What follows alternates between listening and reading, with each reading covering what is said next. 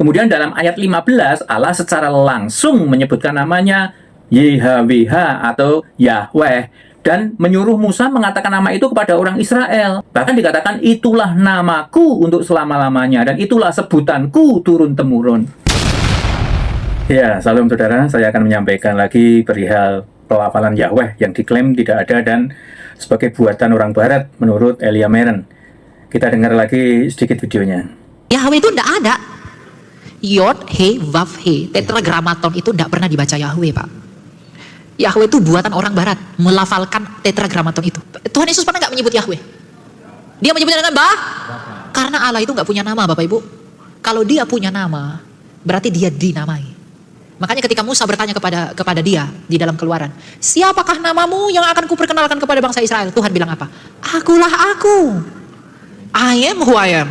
Tidak ada nama yang bisa mendeskripsikan aku itu bagaimana. Nggak ada nama yang cukup untuk menjelaskan aku itu siapa. Jadi akulah aku. Akulah aku. Ya, dari video tadi jujur saya kurang sependapat dengan Elia Meren. Mungkin saya sampaikan di awal dulu ya, bahwa menuduh nama Yahweh adalah buatan orang barat itu adalah keliru menurut saya. Video saya ini bukan untuk membantah ya, tapi sekedar untuk melengkapi ya.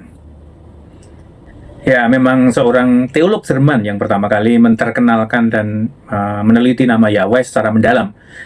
Namanya adalah Wilhelm Gesenius yang hidup di tahun 1786 sampai 1842. Gesenius adalah seorang ahli bahasa Ibrani dan teolog Jerman yang terkenal sebagai salah satu pionir studi tentang bahasa Ibrani dan bahasa Aram serta kitab suci Ibrani ya, Perjanjian Lama. Sebelumnya perlu diketahui dalam bahasa Ibrani dan bahasa Semitik kuno, tulisan Ibrani hanya mencantumkan huruf konsonan. Huruf vokal memang tidak ada atau tidak tertulis, tetapi itu tidak berarti tidak pernah diucapkan. Kalau di abjad Latin ada A, I, U, E, O, tetapi di Ibrani tidak ada huruf vokalnya.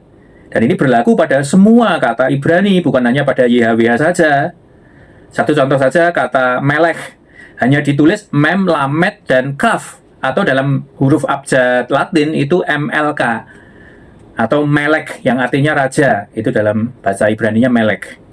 Jadi YHWH juga ditulis tanpa vokal, tetapi secara lisan tentu ada pengucapan yang lengkap dengan vokal pada waktu pertama kalinya diperkenalkan dan sebelum dilarang atau diganti dengan kata Adonai waktu mengucapkannya. Nah, bagaimana kita tahu? Nah, sebelum kita membahas pengucapan atau pelafalan nama Yahweh, mari kita lihat saat Allah memberikan pewahyuan kepada Musa dalam Taurat terkhusus kitab Exodus atau Keluaran. Mari kita lihat secara langsung teksnya. Jadi konteksnya di sini adalah panggilan Allah kepada Musa untuk menjadi pembebas bagi Israel yang diperbudak Mesir pada waktu itu. Dalam Keluaran 3 ayat 9 dikatakan seperti ini, sekarang seruan orang Israel telah sampai kepadaku, juga telah kulihat betapa kerasnya orang Mesir menindas mereka. Jadi sekarang, pergilah, aku mengutus engkau kepada Firaun untuk membawa umatku, orang Israel, keluar dari Mesir. Nah, saya langsung ke ayat 13. Lalu Musa berkata kepada Allah, apabila aku mendapatkan orang Israel dan berkata kepada mereka, Allah nenek moyangmu telah mengutus aku kepadamu, dan mereka bertanya kepadaku, apakah namanya? Apakah yang harus kujawab kepada mereka? Lalu ayat 14-nya berkata demikian, firman Allah kepada Musa, aku adalah aku. Ini Ehyeh, Asyir, Ehyeh dalam bahasa aslinya, bahasa Ibrani. Lagi firman-Nya, beginilah kau katakan kepada orang Israel itu, akulah aku telah mengutus aku kepadamu. Oke, saya jelaskan terlebih dahulu konteks ini ya. Aku adalah aku, itu diterjemahkan dari bahasa asli atau Ibrani tadi, Ehyeh, Asyir, Ehyeh. Jadi secara bahasa, Ehyeh berasal dari kata kerja hayah. Arti dasarnya bisa ada, bisa terjadi, bisa menjadi. Dalam kata Ibrani, kata ini dipakai untuk menyatakan eksistensi atau to be ya. Karena kata ini bentuknya kata kerja imperfect orang pertama tunggal, maka Ehyeh bisa diterjemahkan aku akan ada, atau aku adalah, atau aku akan menjadi.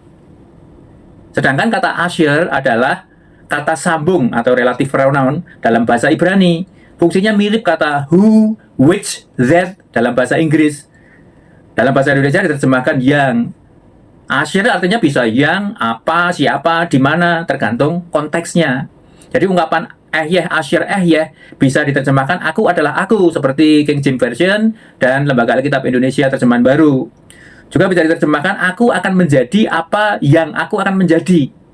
Wah, ini lebih filosofis lagi. Sebetulnya ini yang lebih tepat. Kemudian juga bisa diterjemahkan aku adalah aku yang selalu ada. Dengan kata lain, Allah menyatakan dirinya sebagai sang ada. Keberadaan yang mutlak tidak bergantung pada apapun.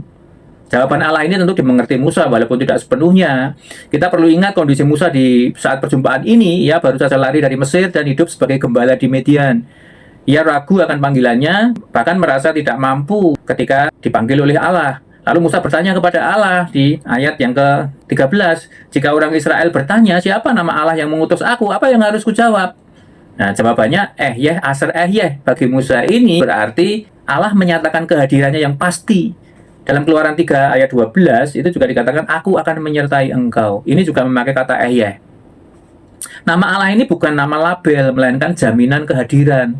Musa tidak diberi definisi filosofis, melainkan jaminan relasional. Allah yang hidup akan terus-menerus hadir menyertainya dan umatnya.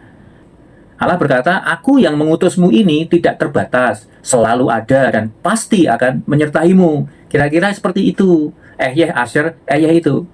Nah, jawaban aku adalah aku ini bukan karena Allah tidak punya nama, seperti yang dikatakan Elia Miren di video tadi. Bahkan saya tegaskan di sini bahwa Allah atau Tuhan itu punya nama.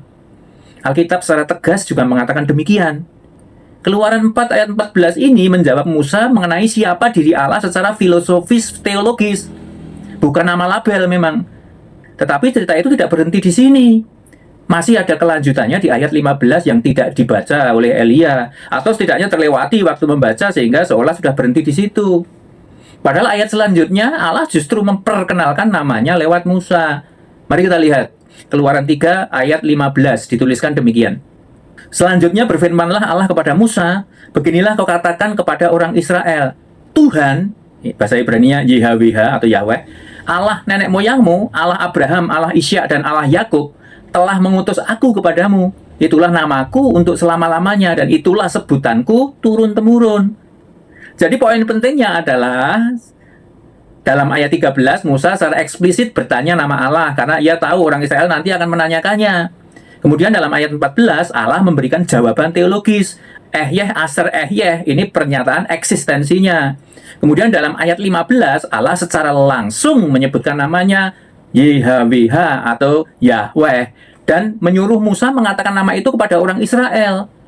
Bahkan dikatakan itulah namaku untuk selama-lamanya dan itulah sebutanku turun-temurun.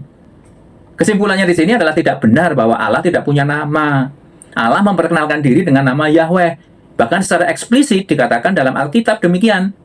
Selanjutnya berfirmanlah Allah kepada Musa, akulah Yahweh. Keluaran 6 ayat 2 silakan baca. Nah, bagaimana kemudian YHWH bisa dilafalkan Yahweh? Atau juga ada yang melafalkan Yehova? Ikuti video selanjutnya. Tuhan Yesus memberkati.